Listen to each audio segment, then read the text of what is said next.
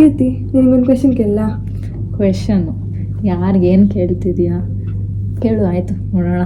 ಜಾಸ್ತಿ ಬಿಲ್ಡಪ್ ಬೇಡ, first answer ಮಾಡು. ಆಯ್ತು ಆಯ್ತು ನೀನು ಕೇಳು, ಆಮೇಲೆ ನೋಡುವಂತೆ. ಕ್ವೆಶನ್ ಏನಪ್ಪ ಅಂದ್ರೆ, ಏನು? ಒಂದು ಹುಡುಗಿ ಇರ್ತಾಳೆ, ಅವಳ ಕಣ್ಣು ಯಾಕಿರ್ತಾಳೆ ಹುಡುಗಿ? ನೀನ್ ಯಾಕಿದ್ಯಾ ಅದಕ್ಕೆ ಇರ್ತಾಳೆ. ಸರಿ ಆಯ್ತು, ನೀನು ಕ್ವೆಶನ್ ಕೇಳು. ಓಕೆ, ಸೊ ಒಂದು ಹುಡುಗಿ ಇರ್ತಾಳೆ, ಅವಳ ಕಣ್ಣು ಫುಲ್ ರೆಡ್ ಆಗ್ಬಿಟ್ಟಿರುತ್ತೆ.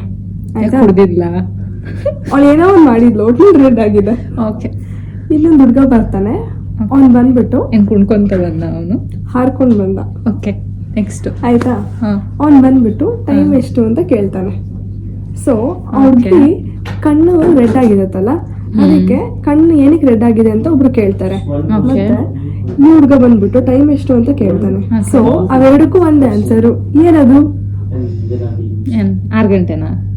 ಅದು ಹೆಂಗೆ 6 ಗಂಟೆ ಆಗ್ಬಿಡುತ್ತೆ? ಅಲ್ಲ, ಕಣ್ಣು ಕೆಂಪಾಗಿದೆ ಅಂತ ಹೇಳ್ತಿದ್ಯಾ, ಮೇ ಬಿ ನಿದ್ದೆಯಿಂದ ಅಂದ್ರೆ ಎದ್ದು ಬಂದಿದ್ದೇನೋ, ಯಾರಿಗೆ ಗೊತ್ತು. ಇಲ್ಲ, ಥಿಂಕ್ ಮಾಡು. ನೀನು ಇಂಜಿನಿಯರಿಂಗ್ ಓದಿರೋದೇನಕ್ಕೆ? ಪಾಸ್ ಆಗೋಕೆ. ಅದು ಬಿಟ್ಟಾಕು, ಇಂಜಿನಿಯರಿಂಗ್ ಏನಕ್ಕೆ ಓದಿದ್ದೀನಿ ಅಂತ.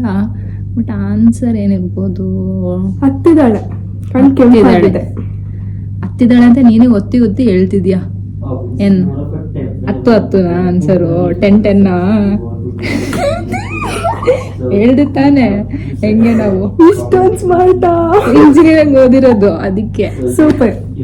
10 ಒಂದು ಟೈಮ್ ಕೇಳಿದ್ದು, ಟೈಮ್ ಹೇಳಿದಾಗ 10 ಅಂಡ್ ಅವ್ಳು ಕಣ್ ಕೆಂಪಾಗಿದ್ದು 10. ಸರಿ, ಇವಾಗ ನಾವು ಆಡಿಯನ್ಸ್ ಕೇಳೋಣ. ಸೊ ಇವ್ರು ಕ್ವೆಶನ್ ಕೇಳ್ತಿರುವಾಗ ಎಷ್ಟು ಜನ ನೀವು ಕರೆಕ್ಟಾಗಿ ಗೆಸ್ ಮಾಡಿದ್ದೀರಾ ಅಂತ ಕಮೆಂಟಲ್ಲಿ ತಿಳಿಸಿ. Thank you. ನಿಮಗೂ ಈ ಥರ ಕ್ವೆಶನ್ಸ್ ಗೊತ್ತಿದೆ ನಮಗೂ ಕೇಳಿ, ನಾವು ಆನ್ಸರ್ ಮಾಡ್ತೀವಿ. ಯಾ